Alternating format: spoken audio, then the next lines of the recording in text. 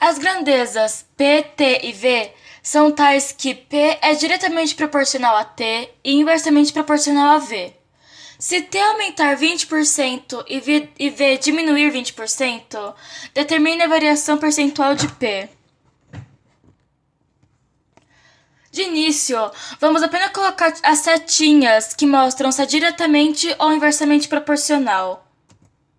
Para a gente colocar as setinhas, a gente tem que pegar a fração que vai servir como base. A fração geralmente que serve como base para a gente conseguir comparar com as outras grandezas é aquela que possui a incógnita. E a que possui incógnita é a P. Além disso, o exercício dá todas as grandezas em função de P, ou seja, a gente vai usar o P como a base. A gente tem que P é diretamente proporcional a T. Isso significa que se T aumentar, o P também vai aumentar na mesma proporção. Agora, a gente tem que o P é inversamente proporcional a V. Então, se o P crescer, o V vai diminuir. A gente tem que o T aumentou em 20%. Isso significa que o valor final de T é 1,2 vezes T. Por quê? Porque um aumento de 20% significa um fator de aumento, e o fator de aumento é 1 mais a taxa de quanto aumentou, que no caso é 20%. E 20% é igual a 0,2, ou seja, o valor final de T é 1,2T. A gente também tem que o V diminuiu 20%, ou seja, teve um desconto de 20%. Para a gente calcular o valor de desconto, é a mesma coisa que o fator de aumento, só que é um menos a taxa. A taxa, no caso, é 20%, ou seja, o valor final de V é 0,8 vezes V. Agora, ele quer saber o quanto P variou.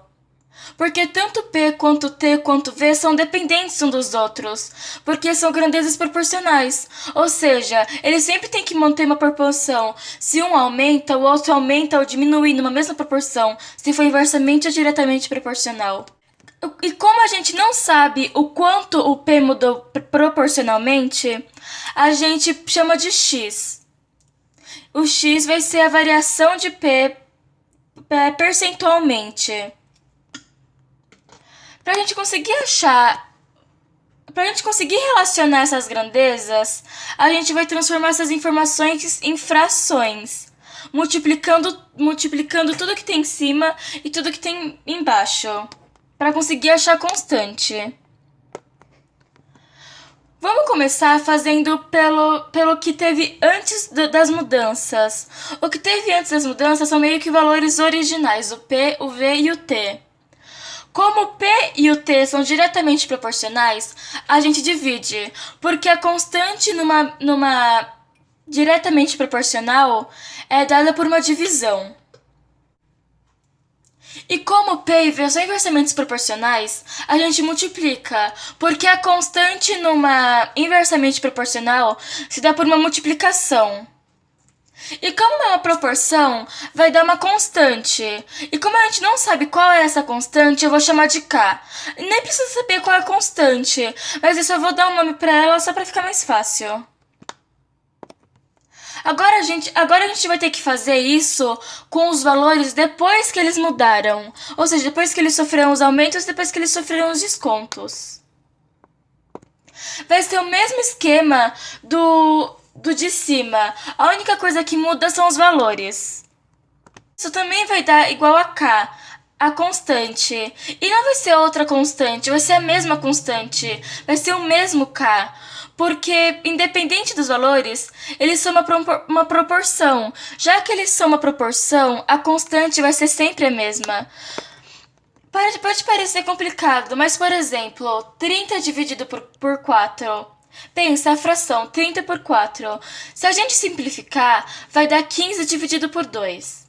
Agora pega uma outra fração que seja proporcional a 30 por 4. Agir, por exemplo, 60 por 80. Pensa na fração 60 por 80. Se a gente simplificar, vai dar também 15 dividido por 2. Ou seja, o 15 dividido por 2 é constante. E se você perceber, desde que sejam proporcionais, a constante é sempre a mesma. Pensando assim, a gente tem que o 30 dividido por 4 é igual a 60 dividido por 8. Que, diga-se de passagem, é igual a 15 dividido por 2, porque eles são uma proporção. É o mesmo esquema para o exercício. Como a gente tem que a constante k é igual a constante k, a gente tem que a fração do valor antes da mudança é igual à fração do valor depois da mudança. Agora é só fazer a conta. Faz a multiplicação em cruz, passa tudo que não foi incógnita para o outro lado. A gente vai dividir porque o inverso da multiplicação é divisão. E a gente vai cortar tudo que foi igual. Diga-se de passagem, você nem precisa fazer a multiplicação em cruz, porque a gente, já sabendo que a gente vai dividir, é só cortar na fração mesmo. Mas vamos fazer passo por passo. No final, a gente tem que x é 1,5p.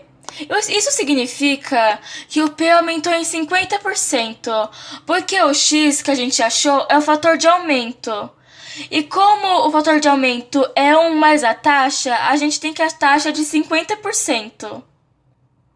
Enfim, a gente tem que o p aumentou em 50%.